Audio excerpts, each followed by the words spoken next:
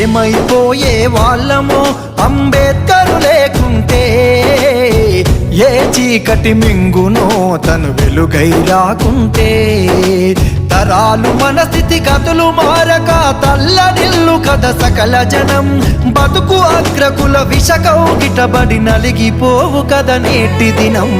ఏమైపోయే వాళ్ళమో అంబేద్కరు లేకుంటే, ఏ చీకటి మింగునో తను వెలుగై రాకుంటే.